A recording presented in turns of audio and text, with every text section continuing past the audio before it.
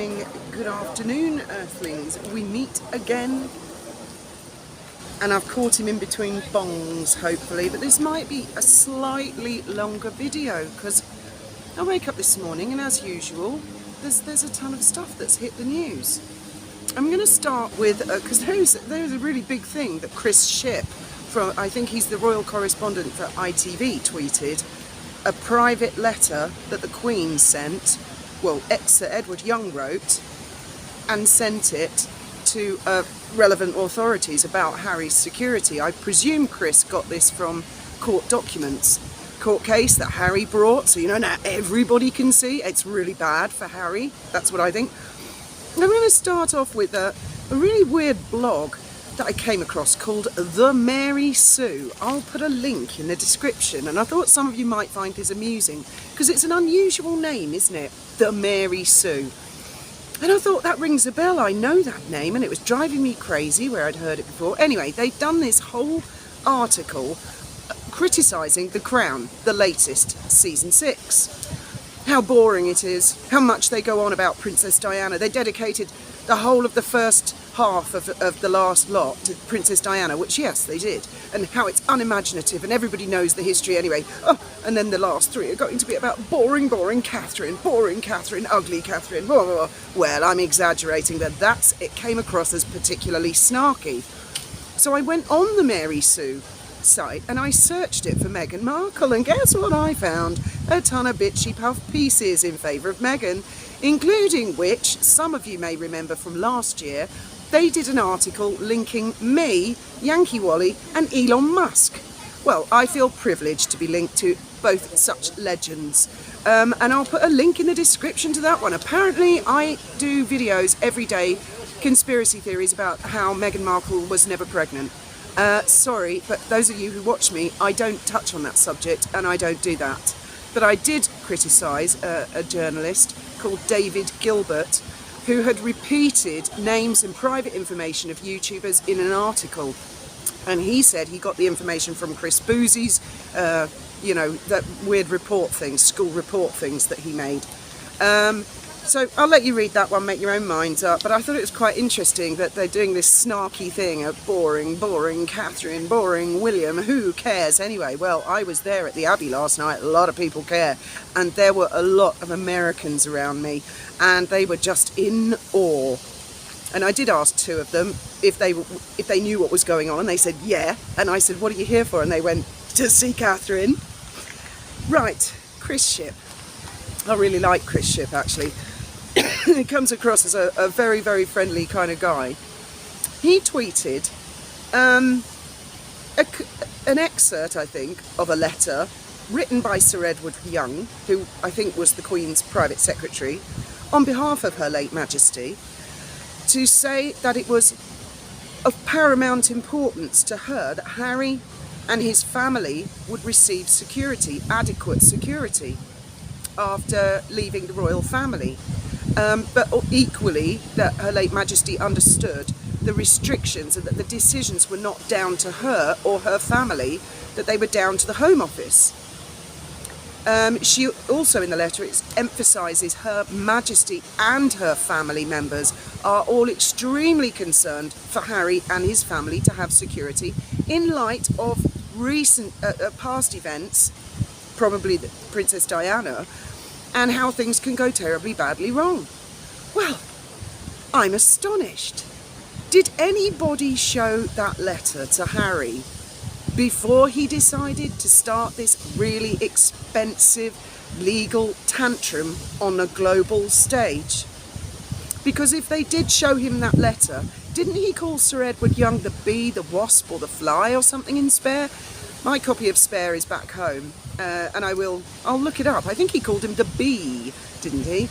Very derogatory names, and felt that Sir Edward Young conspired against him and his family from receiving security. Well, this letter rather proves that's a completely incorrect assertion on Harry's part. Harry must be feeling really stupid right now. Actually feeling really stupid, not just being stupid. I mean, really, and it is written in the strongest terms that that was Her late Majesty's wish. It's phrase by Sir Edward Young, it's clear he's on Harry's side. And yet Harry has done nothing but berate the poor guy for the last couple of years. What the hell? Now, I also saw, as I mentioned yesterday, I think it was yesterday, or could have been the day before, I'm losing track of the days at the moment, I can't wait to go back home, that Harry's team tried to deny and prevent associated newspapers from using the defence of opinion, which is what a lot of us on YouTube do. Now, when you defame somebody, firstly, they've got to have a reputation to defend. If they don't have a good reputation, they're not going to stand much of a chance of suing anybody for defamation. And I read, I can't remember the exact words, but in his lawyers, they said that the Daily Mail, by inferring that Harry had lied about wanting to pay for his own security, they had damaged his honest, trustworthy and good character, something like that. I'm sorry, he doesn't have that character. Apart from anything else, it is provable there were emails of his that he had sent to Jason North, in which Harry said, "We must be able to deny we had anything to do with the book Finding Freedom." To me, that is a completely dishonest thing to say. Therefore, Harry does not have the reputation of honesty.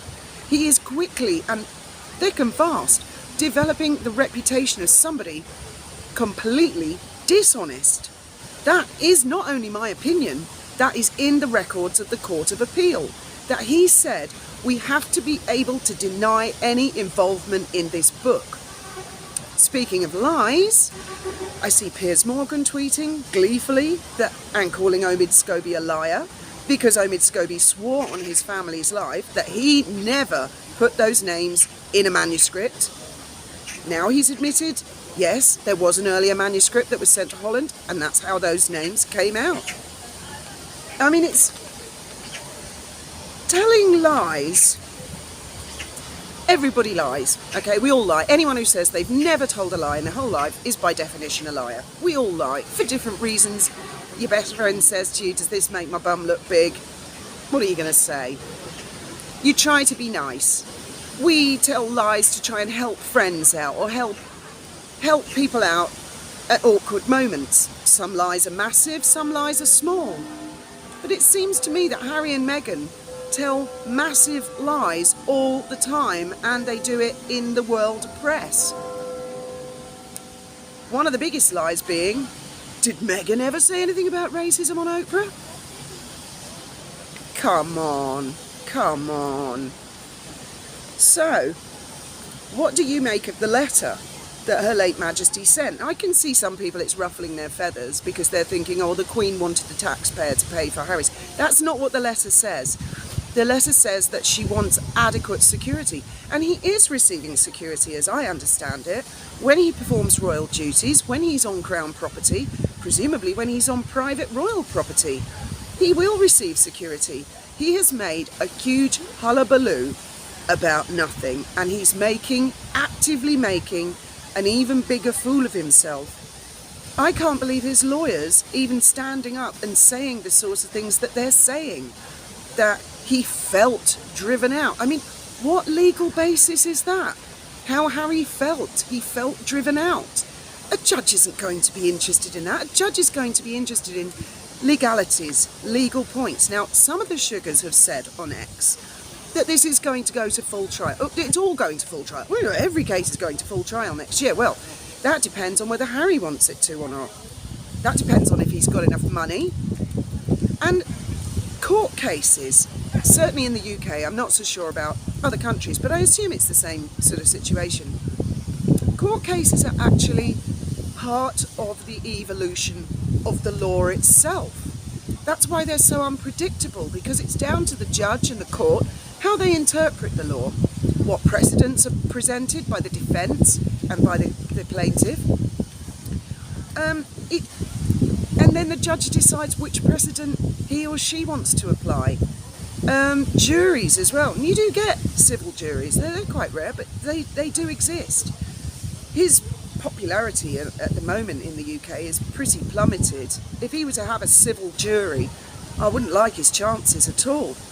But no lawyer can ever say to their client, you're definitely going to win or you're definitely going to lose, because you just can't answer that question.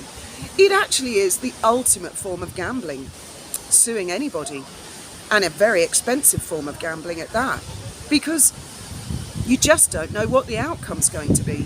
And I cannot believe Harry's lawyers are allowing him to go ahead with this, because it's making them look like, a lot of people say about lawyers, the lawyers are the ones that get rich. They're in it for their own gain. Any lawyer worth their salt should be saying to him right now, you've got to back out, you need to get out of these lawsuits. He's got so many lawsuits going. That's just about that. We are waiting now for the all clear to go home. I'd like to do a big shout out to Tim, Conchi, Kaiser and Karen and all the rest of the team at the Dolphin Safari who've all been messaging us, asking us, when are you coming home? And also our guard dog back in the house who's been messaging me, when are you coming home? We were supposed to get the green light yesterday. They want to see Graham again on Monday.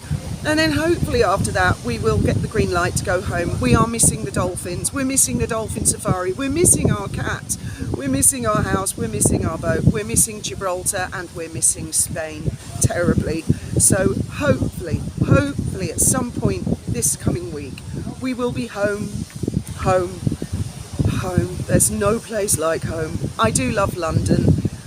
It has been really nice to be here and to see all the sights right in the centre. It's quite a privilege, but it's not home.